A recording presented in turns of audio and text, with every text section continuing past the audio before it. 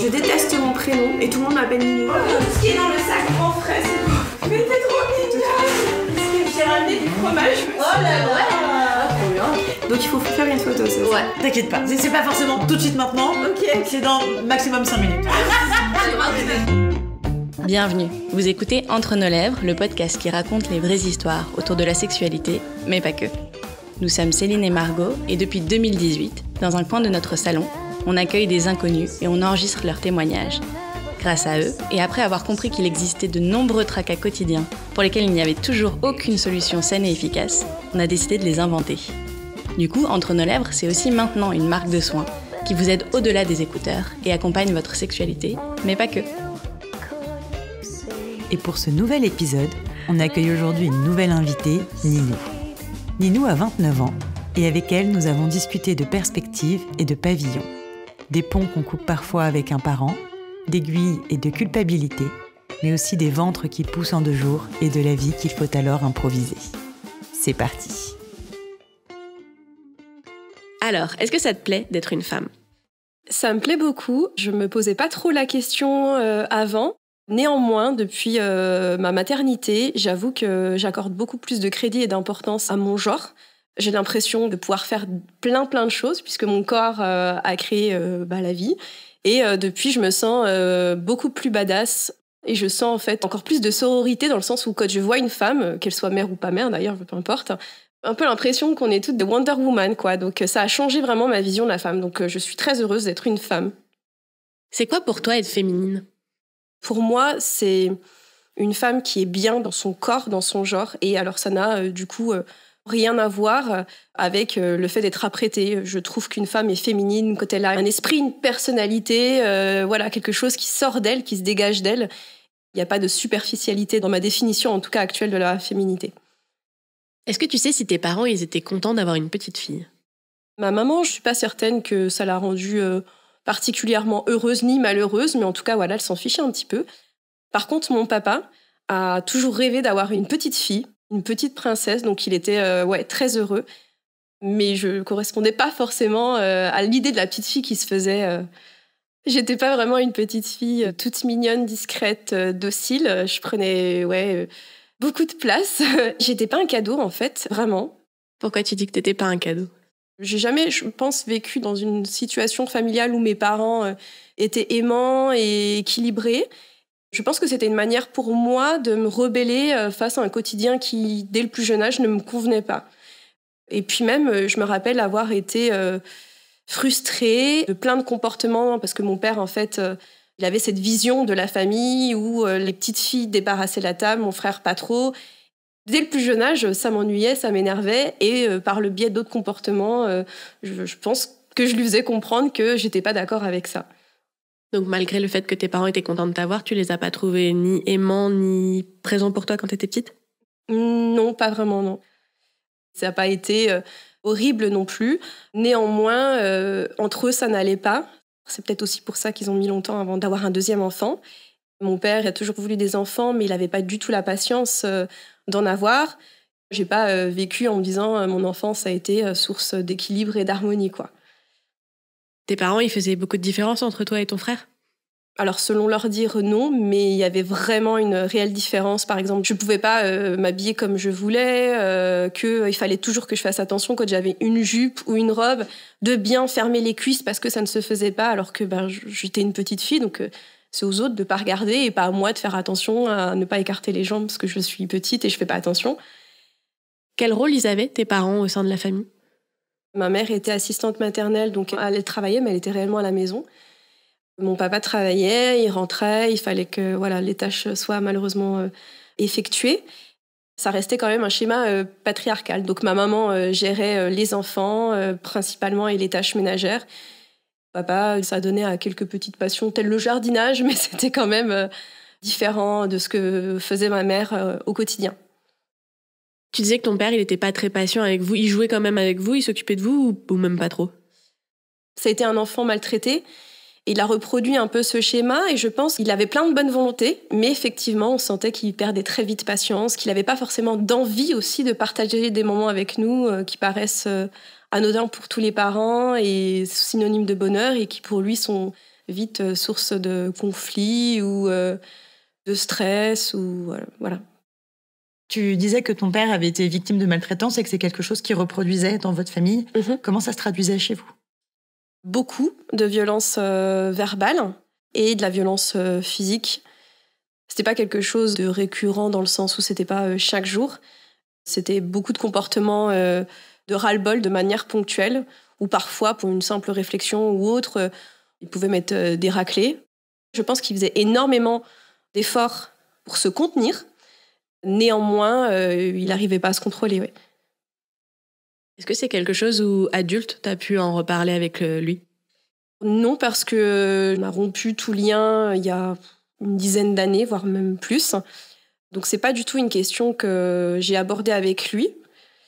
J'en ai parlé avec ma maman, qui, elle, pour le coup, était un peu, non pas dans le déni, mais qui a occulté énormément de souvenirs. Je pense que pour elle, c'était délicat de se dire j'ai pas pu forcément protéger et agir, et il y a des choses qui sont passées un peu à la trappe parce que ça remet en cause aussi son rôle de maman. Est-ce qu'elle a réussi à s'excuser ou pas ? Non. Je sais qu'elle regrette énormément, en fait, et si c'était à refaire, les choses seraient certainement différentes. Mais sur le moment, il y avait aussi une forme d'emprise de son côté vis-à-vis de mon père. Donc c'est d'ailleurs pour ça que j'ai cette relation encore avec ma maman. Je comprends. Alors il y a des choses qui sont oui ou non acceptables, pardonnables, mais disons que elle était démunie. Alors je me dis jamais je réagirais pareil, mais voilà, c'est son histoire. Ça reste ma maman et elle est associée à plein de belles choses aussi à côté. Mais non, je crois qu'elle s'est pas excusée. Est-ce que tu étais proche de ta mère quand tu étais petite ? C'est venu progressivement au fil du temps, mais lorsque j'étais petite, non, pas trop, parce que j'étais la petite fille à son papa et il y avait cette pseudo-rivalité qui n'en était pas une, mais qui faisait que j'étais beaucoup moins à l'aise. Je pouvais pas parler de plein de choses avec ma maman. Donc t'as jamais trop pu lui parler du fait de grandir, d'avoir ses règles, d'une sexualité, etc. Non, au début, mais c'est venu après avec le temps. Lorsque j'étais jeune adulte, par exemple, je pouvais beaucoup plus me libérer et parler de ces choses-là. Mais à la préadolescence et l'adolescence, non, c'était pas du tout des questions sur lesquelles on se penchait. Et du coup, t'as appris ça avec qui ou où ? Un petit peu sur le tas. J'étais assez naïve jusqu'au collège. En fait, moi, je n'entendais pas parler de sexualité. C'était quelque chose de tabou chez nous aussi. Lorsque j'étais petite, devais avoir 8 ans. On a déménagé et j'aidais ma maman à faire les cartons. Et en fait, elle n'avait pas vu qu'il y avait une cassette porno qui était cachée derrière les autres cassettes de films qu'on avait. C'est moi qui l'ai récupérée, j'ai vu des images. Et je me rappelle avoir dit à ma maman « Mais pourquoi la dame, elle boit le pipi du monsieur ?»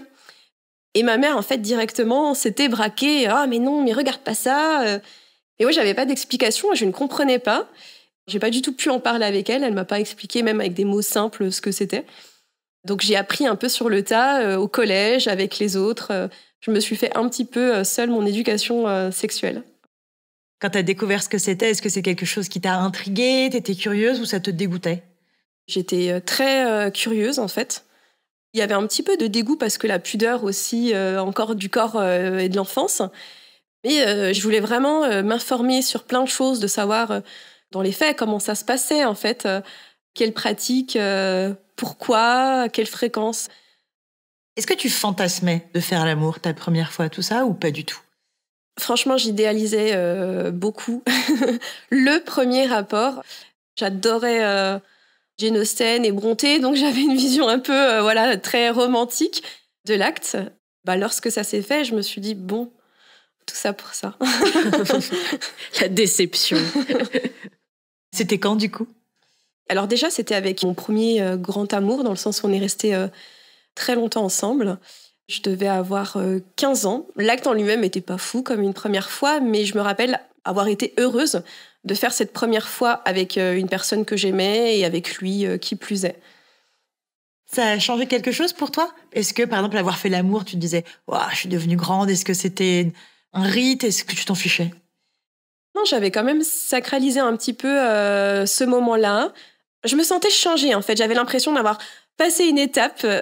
Et je me rappelle que le soir, il y avait un film sur le sida. Et donc, forcément, l'acte... Comment redescendre d'un coup? C'est ça. L'acte sexuel était omniprésent. Et je me rappelle que j'étais à côté de ma mère et que je souriais bêtement parce que même si le film était juste horrible, je me disais, mais moi, maintenant, je sais ce que c'est. Pour moi, c'était quand même une étape de passé. Est-ce que c'est devenu chouette après le sexe avec ton mec de l'époque?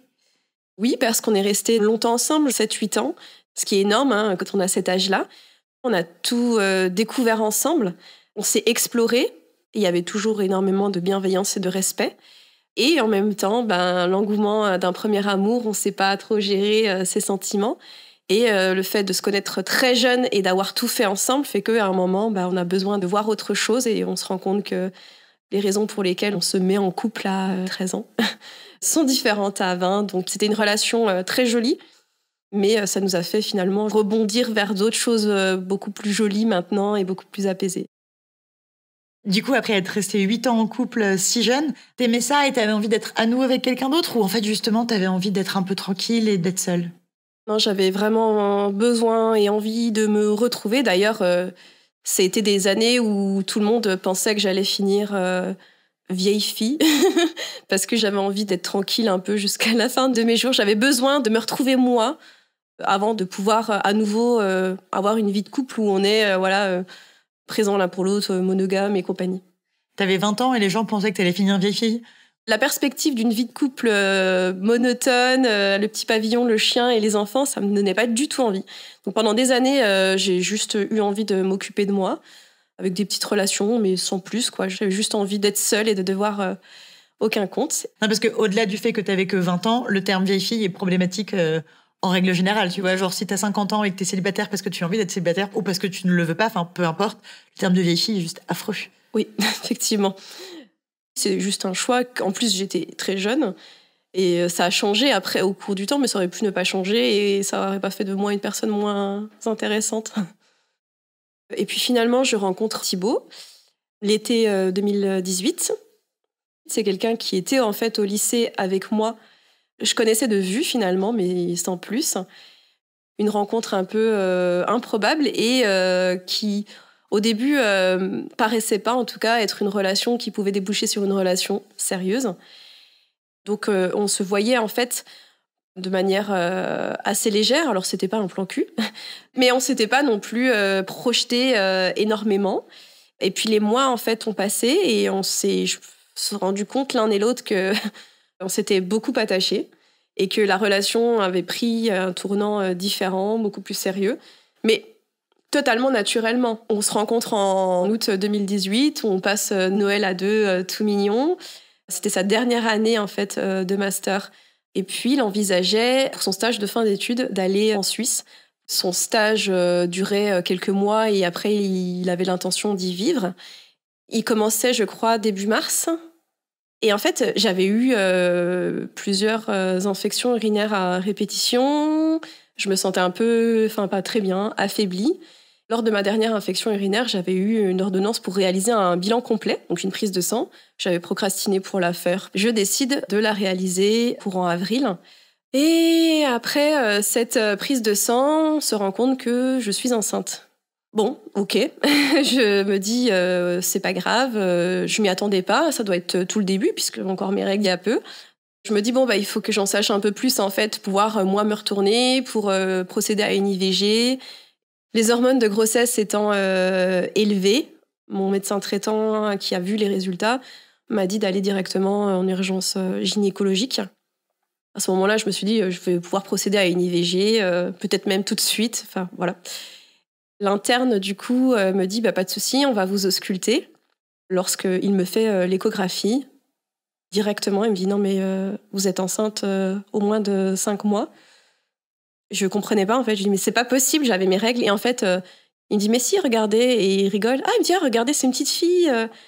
J'étais vraiment à des années-lumière. J'ai eu des envies vraiment, pas de le frapper, mais de me dire, mais qu'est-ce que tu me racontes, de le pousser. Vraiment, il insiste sur le fait que c'était une petite fille. Et en fait, j'ai même pas pu regarder. Et je me suis rhabillée. Je dis, non, c'est pas possible. Il arrive à me convaincre d'attendre au moins le gynéco avant de partir. Donc, j'essaie juste de comprendre comment c'est possible. Je me regarde. Je me dis, mais Je suis pas enceinte, en fait. Ça se voit. Je peux pas être à 5 mois de grossesse. Le gynéco vient, donc reprocède à un examen et me dit effectivement au moins 5 mois. Alors, c'est très difficile de dater une grossesse lorsqu'on l'a pas dès le départ. Donc, il me dit, là, vous allez rester ici, vous allez être hospitalisé, on va vous faire toute une série d'examens parce que ça n'a pas été fait dès le début de la grossesse. Je lui dis, non, mais en fait, je peux pas, je suis pas enceinte, moi, il faut que j'avorte. Et il m'explique, mais vous ne pouvez pas, en fait, avorter. Tout ce que vous pouvez faire, c'est rester ici, on va vous procéder à plein d'examens pour voir si la grossesse se passe bien. Il y a un échange un petit peu houleux qui s'est réalisé. Je lui ai dit que je souhaitais signer une décharge pour partir parce que pour moi, je n'étais pas enceinte.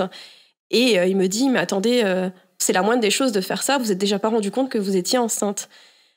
Je ne l'ai pas subi à ce moment-là, mais après coup, ça m'a vraiment hantée. Donc j'ai signé une décharge, il m'a dit, vous savez quoi, je ne vous donne pas de suivi ou de médicaments, je ne sais plus quoi. En fait, je m'en fiche, je veux juste partir. À ce moment-là, on ne m'avait pas du tout parlé de déni de grossesse, alors je l'avais plus ou moins compris, mais on n'avait pas posé de mots dessus. Donc le gynéco, pas l'interne, lui, il a jamais posé le diagnostic de déni de grossesse, il t'a pas expliqué Non, il n'y a eu aucune explication. Il a juste été dans la culpabilisation du fait que tu t'en étais pas rendu compte et que c'était apparemment très grave. C'est ça. En fait, je pense qu'il s'est inquiété de l'état du bébé. Et pas de l'état de la mère. Non, il n'a pas eu ce côté psychologie, bienveillance qui aurait été complètement nécessaire à ce moment-là. Donc je rentre chez moi, je me renseigne sur des avortements à l'étranger pour stopper cette grossesse. Et puis en fait, je me rends compte que même à l'étranger, c'est pas possible. Enfin, j'ai dépassé a priori les stades. J'essaie de comprendre comment faire ça à la maison. En même temps, je me dis, mais je peux pas faire ça.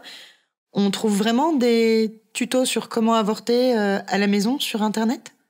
On peut, effectivement. On trouve des choses beaucoup plus light dans la version classique d'Internet.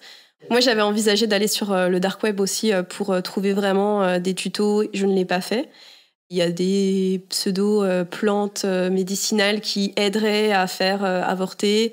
Il y a les fameuses aiguilles, mais il n'y a pas vraiment de tuto à proprement parler. Donc moi, par rapport au peu d'informations que j'en avais déjà eues et à ça, c'est quelque chose que j'ai testé lorsque je suis rentrée en fait, de l'hôpital le soir dans le bain. J'ai pas bien fait et j'avais aussi peur de me créer une hémorragie ou autre et peut-être qu'inconsciemment j'avais pas forcément non plus envie d'aller au bout, je ne sais pas. C'est des aiguilles que tu mets dans ton vagin ? Oui. Ça m'a fait saigner un peu d'ailleurs, mais ça n'a pas provoqué du tout de fausses couches ou autre. Je pense que de toute façon j'ai pas bien fait, c'est pas à faire et je suis pas dû aller comme il fallait loin et voilà. Mais je pense que tu avais cette image, parce que c'est celle que j'ai aussi, tu vois, quand on voit dans les films, dans des endroits où les avortements sont illégaux, ou même en France à l'époque, etc., où les pseudo-médecins, c'est ce qu'ils font pour pratiquer des avortements, ils enfoncent des aiguilles ou des lames dans le vagin et c'est très, très, très dangereux. Ouais. Sur Internet, t'avais cette notion que c'était très, très, très dangereux ou ce sont des conseils qui sont prodigués comme ça, hyper légèrement ? Non, ça a été mis en avant comme des techniques qui étaient barbares et qu'il ne fallait pas faire. Mais en fait, moi, à ce stade, la dangerosité m'importait guère. Je pense que je voulais pas mourir, mais coûte que coûte, je voulais me débarrasser de cette grossesse. Donc en plus, je me rendais même pas compte qu'à ce stade, je ne pouvais pas du tout, je pense, me faire avorter à la maison sans en subir, en tout cas, des conséquences dramatiques. À partir du moment où tu te rends compte que tu ne peux plus avorter ou alors que ça devient vraiment dangereux pour toi de le faire, est-ce que tu te poses la question d'accoucher sous X ? Oui, je me la suis posée, mais je l'ai vite écarté, cette possibilité. Après avoir un petit peu digéré, j'ai pris rendez-vous sous les conseils d'une collègue avec un gynécologue pour en fait avoir plus d'informations. Elle m'a dit qu'il était très à l'écoute. J'ai pris rendez-vous, il m'a prise le jour même. Et en fait, je suis restée, je pense, 1h30 dans son cabinet. J'ai parlé pendant au moins, je pense, 3/4 d'heure avec lui avant qu'il me fasse une quelconque analyse. Et c'est lui qui m'a parlé des dénis de grossesse, donc le déni partiel, le déni total, à combien de semaines on pouvait encore avorter, qu'il y avait la possibilité d'accoucher sous X. J'étais pas obligée de prendre de décision maintenant, que je pouvais y réfléchir et attendre de voir le jour J. Il m'a dit en fait aussi que c'était pas de ma faute. Il y avait énormément de bienveillance dans son discours, que ça arrivait assez fréquemment et que c'était effectivement assez tabou, mais que chaque année en France, il y a entre 800, je crois, et 2400 femmes qui font des dénis de grossesse. ça reste quand même quelque chose qui existe. Je lui ai parlé en fait des clichés que j'avais face au déni de grossesse, à savoir souvent des jeunes mineurs qui, pour elles, n'ont pas la possibilité d'être mères. Et finalement, il a réduit ces clichés à néant et ces injonctions, puisqu'il m'a dit que la plupart, par exemple, de ses patientes, c'était des femmes qui avaient déjà un certain âge, de toute catégorie et de milieu social. Et que souvent aussi, c'était des femmes qui avaient déjà eu des enfants et qui, pour elles, c'était inconcevable. Et qui n'avaient en fait pas de case à cocher pour subir un déni de grossesse, que ça pouvait vraiment arriver à tout le monde et que j'avais pas à culpabiliser. Alors, il m'a forcément posé aussi des questions sur le papa, si je savais qui était le papa, et vraiment sans aucun jugement. J'avais eu effectivement que Thibaut depuis plus d'1 année. Donc la question ne se posait pas. Et c'est à ce moment-là que je me suis rendu compte qu'il fallait d'ailleurs que je lui en parle un jour et qu'il fallait peut-être que je l'inclue dans une potentielle décision. Est-ce que ça t'a apaisé de discuter avec ce gynéco ? Ça m'a fait un bien fou et en fait, après, on a réalisé une échographie. Il m'a demandé si j'étais prête, si ça allait. Il m'a dit que je pouvais prendre un autre rendez-vous pour réaliser une échographie à un autre moment. Enfin, vraiment, ça m'a fait énormément de bien. On a beaucoup parlé, il m'a beaucoup déculpabilisé et on a réalisé cette échographie. Et là, seulement, j'ai pu regarder la télé et voir effectivement cette petite fille. Et c'est en la regardant que je me suis rendu compte que peu importe en fait comment allait réagir mon conjoint, je pourrais pas accoucher sous X. Je sentais que ça pouvait être une solution et qu'il y avait aucun jugement face aux personnes qui accouchaient sous X, mais que moi, je me sentais pas du tout capable de le faire à ce moment-là. Donc à ce moment-là, même si tu sais pas comment ce sera, ni sous quelle forme, tu sais que tu seras maman. Exactement. Je crois que je me rendais pas compte de tout ce que ça impliquait, mais à ce moment-là, je me suis dit que j'allais assumer cet enfant coûte que coûte. Il essayait de faire une datation au plus précis, et donc il m'a dit qu'en fait, j'étais à 6 mois et demi et non pas 5. Donc je sors de ce gynéco en étant toujours déboussolée, mais en étant quand même beaucoup plus sereine face à la suite. Je sais que je dois l'annoncer à mon conjoint.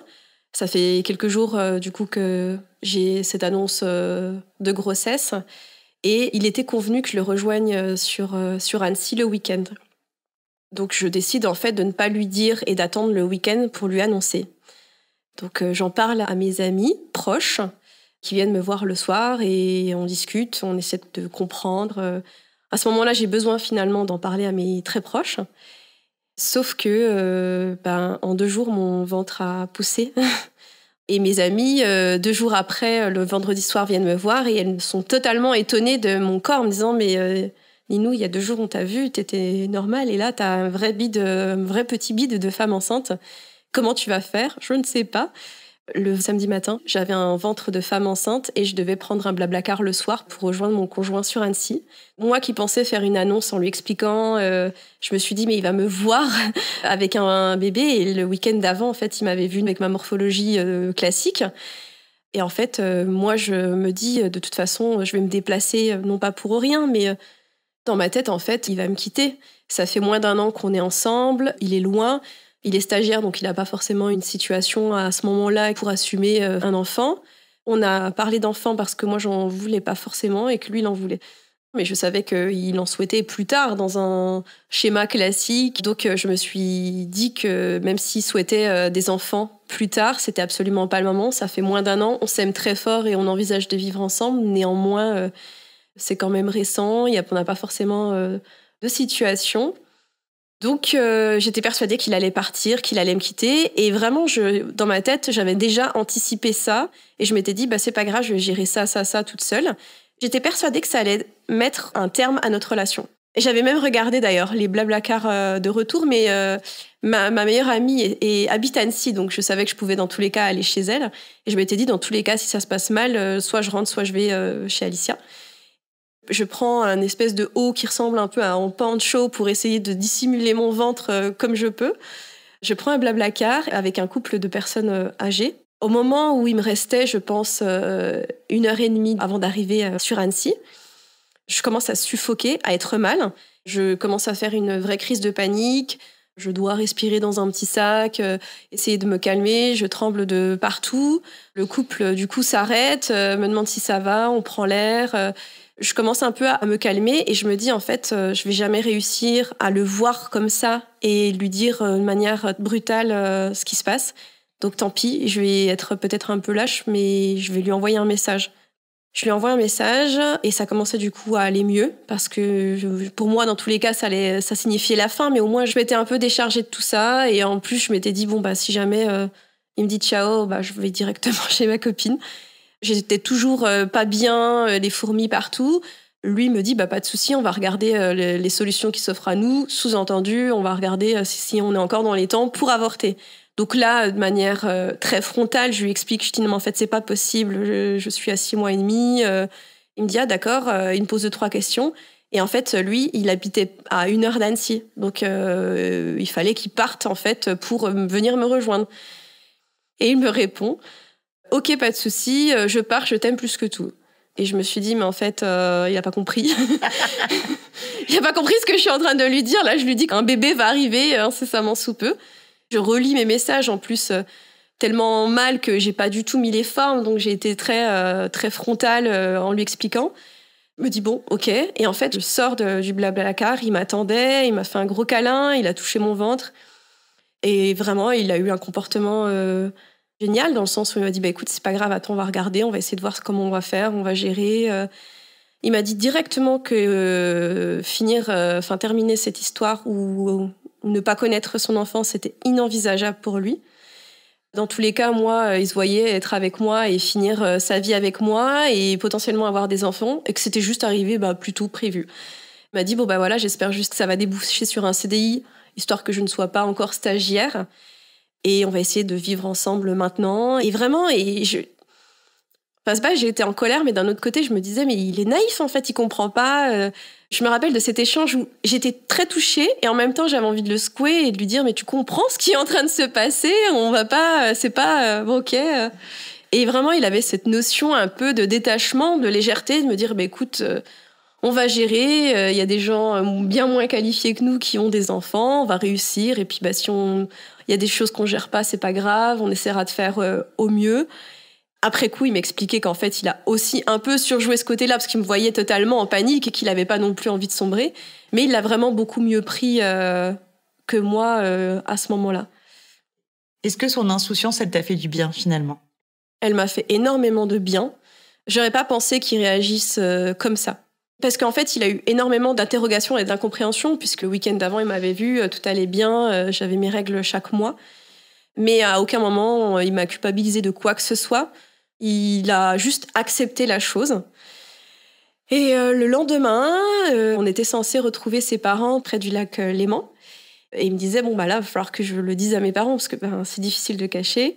Et donc, en fait, il m'a dit, écoute, lui, il habitait dans une résidence où il y avait des bois juste au-dessus.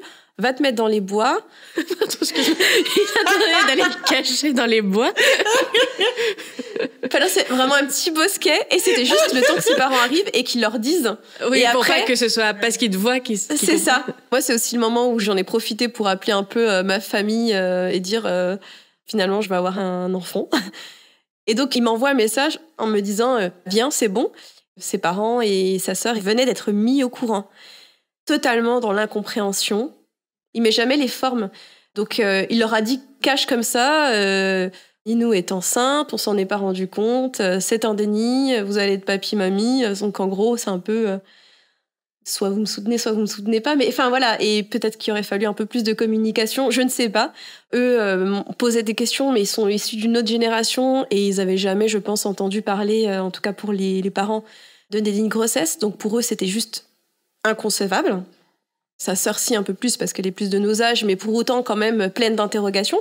Et en fait, il faut savoir que ça faisait 1 mois que j'avais rencontré ses parents.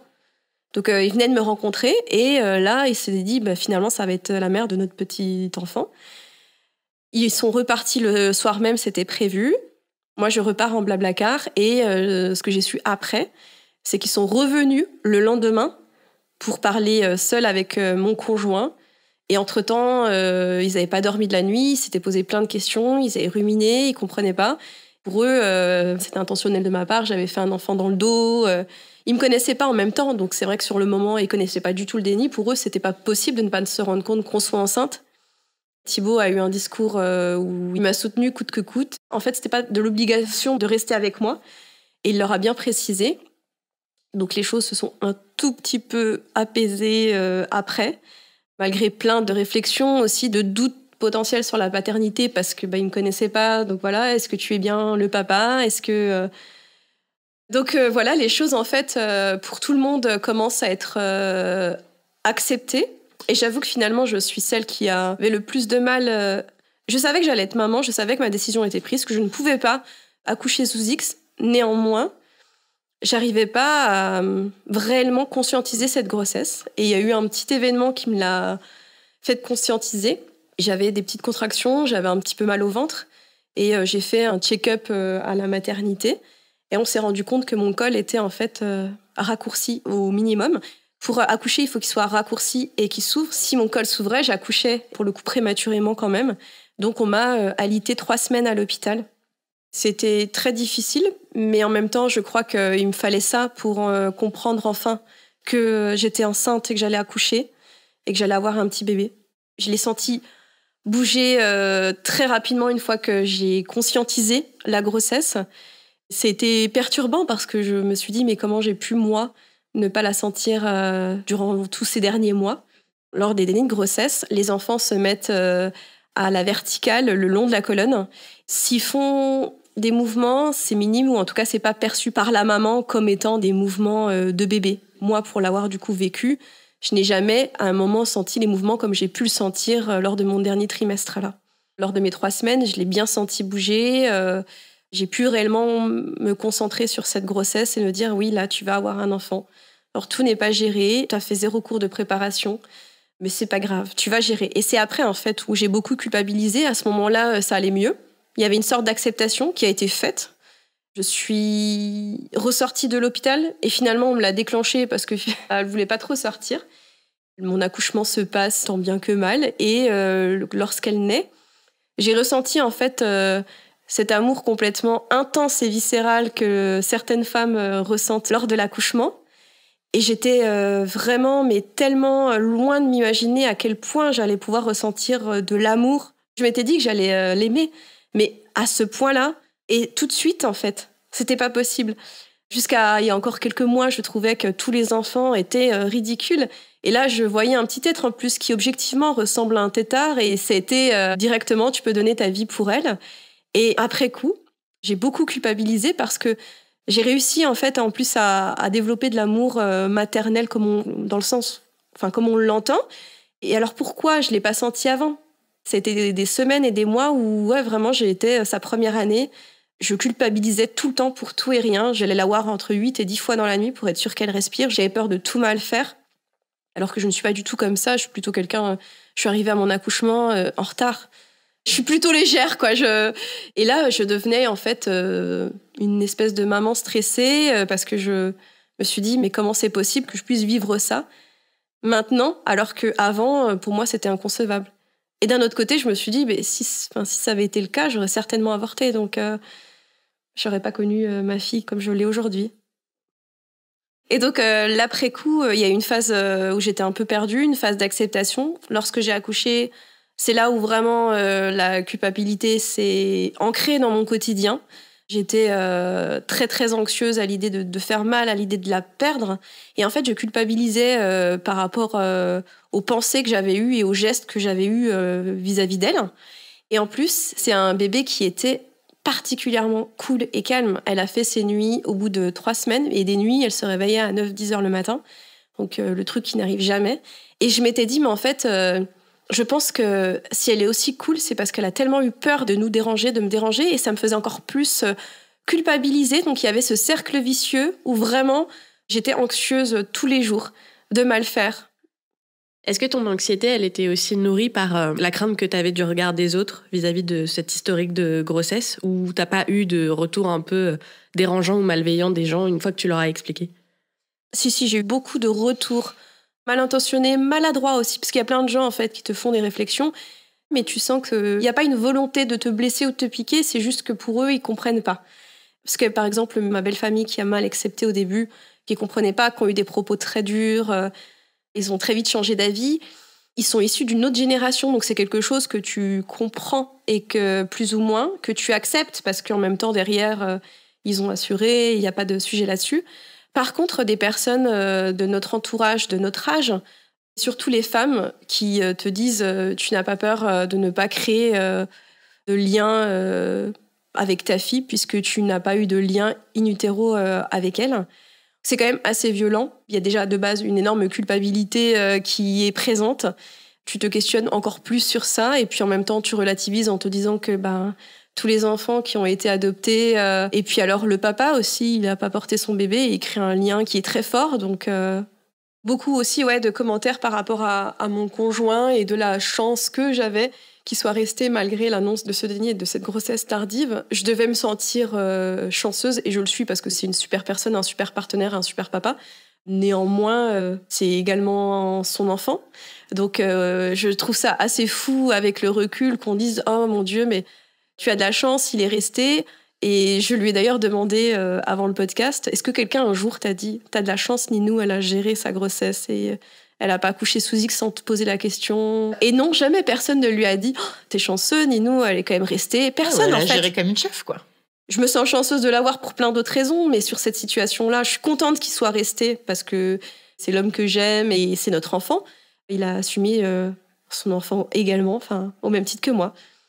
Et c'est moi qui ai, pour le coup, géré cette grossesse tardivement, l'accouchement, le postpartum qui était du coup encore plus compliqué puisque tout le passif derrière. Et puis t'as moins le temps de t'y préparer aussi. Tu t'y prépares pas du tout. Il me rappelle faire des rendez-vous chez la pédiatre. Ah là, vous avez commencé la diversification, tout ça. Je suis là, attends, c'est quoi ? Et finalement, c'est cette légèreté aussi qui a fait que j'ai l'impression que ma fille, maintenant, elle est plutôt zen dans sa vie. J'étais stressée pour plein d'autres choses, mais tout ça, j'étais un peu complètement à côté, quoi. T'as eu un postpartum difficile ? Alors oui, parce que en plus, ma fille est née en juillet 2019, et donc j'ai déménagé pour rejoindre mon conjoint en août. Donc elle avait 1 mois. J'ai passé mon congé maternité en fait dans une région que je ne connaissais pas, en étant maman au foyer, avec un bébé, une maternité qui n'avait pas été anticipée et totalement préparée. Toujours cette culpabilité qui était très présente. Donc c'était très difficile. Je me sentais très seule et finalement je l'étais.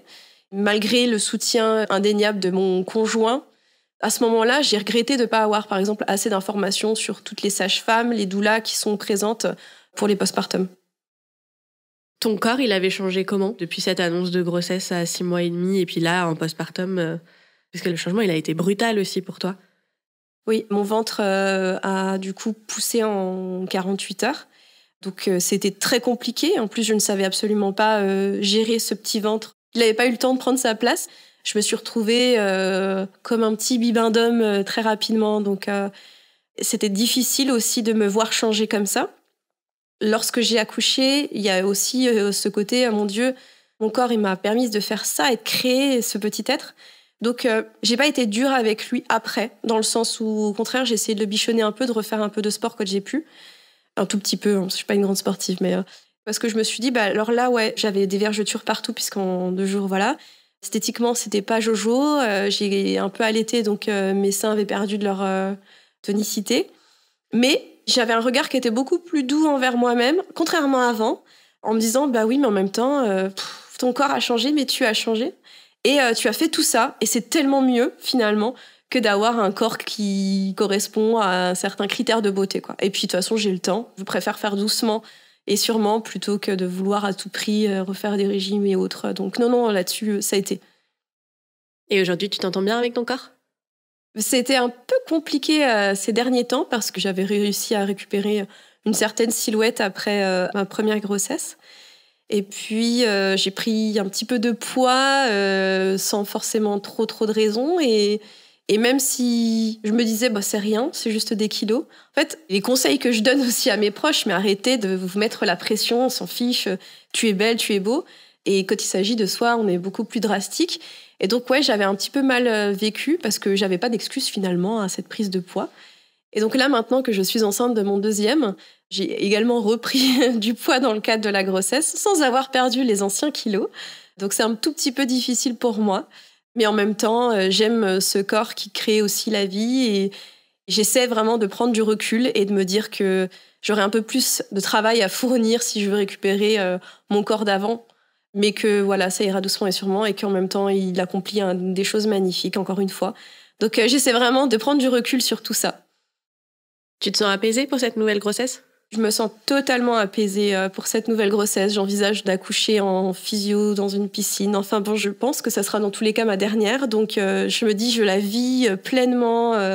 Et même les petits désagréments de la grossesse, j'essaie de prendre comme toujours du bon côté en me disant, c'est pas grave, tu te déplaces difficilement, mais en même temps, tu portes la vie. Enfin voilà, c'est cool. C'est ponctuel en plus, donc profite-en au max jusqu'au bout. On n'en a pas discuté, mais ton couple, comment est-ce qu'il en est sorti de tout ça ? Et notamment, par exemple, sexuellement, comment est-ce que tu passes de... en fait, on est un couple, on est juste deux, et notre sexualité, elle est comme ci, comme ci, comme ça. Et en fait, d'un coup, je t'annonce que je suis enceinte, et puis en fait, d'un coup, mon ventre, il a grossi. Parce que déjà, dans un couple où la grossesse, on l'a appris depuis le début, que le ventre grossit au fur et à mesure, etc. Déjà, la sexualité, c'est tout un truc. Alors qu'en plus, entre guillemets, elle arrive de façon intrusive, comme ça, d'un coup, comment ça se passe ? Alors, c'est compliqué. Je n'avais plus du tout de libido et mon conjoint non plus. Enfin, je crois qu'on s'est littéralement même pas trop posé la question. C'est à la fin, lorsque j'ai été alitée là 3 semaines et que je suis rentrée pour ma première grossesse en tout cas, où moi j'ai eu un pic d'hormones et manque de confiance en moi parce que j'étais ronde et je me suis dit pas de désir. Et lui, en fait, il fallait aussi de son côté qu'il digère cette grossesse et il me voyait comme une future maman. Et donc là, dans cette deuxième grossesse, alors le premier trimestre, il y avait 0 libido de ma part et deuxième trimestre, le ventre se forme. Donc je sais que c'est quelque chose qui le bloque, lui. Il y a des personnes qui peuvent, d'autres non. Et moi, je respecte ça parce que si la notion de consentement, elle est dans les deux sens. Donc voilà, je veux pas du tout qu'il se force à faire quoi que ce soit, même si j'ai des pics d'hormones, juste pour assouvir mon envie de sexe. Pour votre première, est-ce qu'il n'y avait pas un moment où vous deviez être parent en si peu de temps que votre cerveau il était que parent, quoi ? Vous étiez d'un coup une équipe, il fallait prévoir une chambre de bébé et là-dedans, la sexualité, je pense qu'elle passe à 3000 km derrière. Ah oui. Et d'ailleurs, je sais plus si c'est 6 ou 8 semaines en fait qui te préconisaient après l'accouchement où il n'y a pas de rapport. Et nous, on avait mis je sais pas combien de temps avant de s'y remettre. Je pense qu'en fait, inconsciemment, on s'est dit c'est ça qui a créé tout ce bazar là. Donc on va peut-être réapprendre à faire quelque chose bien comme il faut. Et aujourd'hui, vous allez bien tous les deux ? Super bien. Cette histoire nous a beaucoup soudés. C'est vrai qu'on a aussi énormément eu de pseudo-conseils. Ah, vous savez, ça passe ou ça casse avec un enfant, ça peut détruire le couple. Donc c'est vrai que c'est toujours rassurant quand on entend ce genre de conseils. Et en fait, nous, vraiment, ça nous a complètement unis. Sans le savoir, on a la même vision de l'éducation, sans en avoir trop parlé et anticipé. Et ça nous a rapprochés. C'est pas comme les premiers débuts de relations où c'est un peu timide, c'est peut-être beaucoup plus intense sur le moment, mais là, c'est dans la profondeur, quoi. On est vraiment une équipe. J'ai l'impression que plus le temps passe et plus je me vois être avec lui et finir ma vie avec lui et plus je l'aime et j'ai l'impression que c'est son cas également, donc tout va bien. Tout ça, c'était il y a combien de temps maintenant ? Un peu plus de 4 ans. Et comment elle va, cette petite fille ? Elle va très très bien, elle est pleine de vie, pleine d'énergie. D'ailleurs, je me suis liée d'amitié avec sa maîtresse de l'année dernière qui m'a un jour dit qu'elle trouvait qu'elle faisait partie des petites filles les plus heureuses et équilibrées, qu'elle avait toujours le smile le matin et que c'était la petite fille la plus badass de sa classe. Donc tout va bien et moi je l'aime trop, je suis pas objective mais j'ai l'impression que c'est la petite fille la plus géniale du monde. Et elle est contente d'avoir un petit frère, une petite sœur ? Elle est super heureuse d'avoir un petit frère. Elle nous l'a longtemps réclamé. L'autre jour, elle s'est énervée parce qu'il y avait un bébé qui pleurait et elle m'a dit « Mais pourquoi sa maman, elle le tape pas un coup ?» Et je me suis dit « Oh mince, il y a un truc qu'on n'a pas géré là !» Je dis « Mais pourquoi, on t'a déjà tapé ?»« Non, mais il arrête pas de pleurer, il me casse les oreilles. » Je dis « Mais Alma, on peut pas faire ça. » J'étais sereine et là, je le suis un peu moins. Je me dis, mince. Je dis, mais t'as conscience que ton petit frère, il va pleurer. En fait, au début, il va pas être intéressant. Il va principalement dormir, manger et pleurer. Mais sinon, elle est contente. Ça se passe bien. C'est une enfant. C'est une enfant, ouais. Est-ce que tu ressens toujours de la culpabilité ou de voir que c'est devenu une petite fille, justement, très bien dans ses pompes, ça te rassure et t'apaise? J'ai longtemps ressenti de la culpabilité. La première année de sa vie, c'était dur. Et après, ça s'est dissipé et ça s'est transformé justement en ce sentiment où je me sens rassurée. Et au contraire, je me dis, tu sais quoi, il y a eu tout ça. Et en même temps, on a réussi à créer cette petite fille exceptionnelle, pleine de vie. Et c'est grâce aussi à cette histoire, en fait. Donc non, maintenant, je suis apaisée. Alors, cette histoire de déni, elle est toujours là. Je pense qu'il y aura toujours une petite part de culpabilité. Mais ça me bouffe plus du tout la vie. Et maintenant, en fait, je crois que je me suis pardonnée. Du coup, c'est l'heure de la question de la fin. Pourquoi est-ce que tu as voulu venir nous parler de tout ça et qu'est-ce qui était important pour toi? J'avais envie de parler de tout ça pour populariser le sujet du déni de grossesse qui reste encore tabou parce qu'on touche au sacré, à la maternité, à l'enfant, à la femme enceinte. De pouvoir avoir un certain recul et une énorme bienveillance à l'égard des personnes qui vivent ça. Et voilà, de faire constater qu'en fait, ça peut arriver à n'importe qui, qu'il n'y a pas de case à cocher et que si ça vous arrive, vous n'êtes pas seul et c'est pas de votre faute.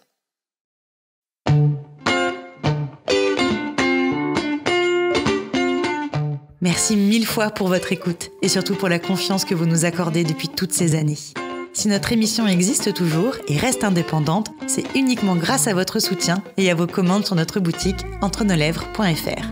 D'ailleurs, pour ne pas rater le prochain épisode d'Entre nos lèvres, abonnez-vous à ce podcast. Vous pouvez également nous suivre sur Instagram, Facebook et Twitter. Maintenant, on est même sur TikTok. Et découvrir nos soins sur notre site internet entrenoslèvres.fr où nous écrivons aussi. Et n'oubliez pas de vous inscrire à notre super newsletter. On y raconte plein de trucs chouettes. On dévoile nos coulisses, on vous livre tous nos conseils et on partage même tout plein de recommandations. Des livres, des films, des articles, tout ce qui nous a plu ou touché ces derniers temps.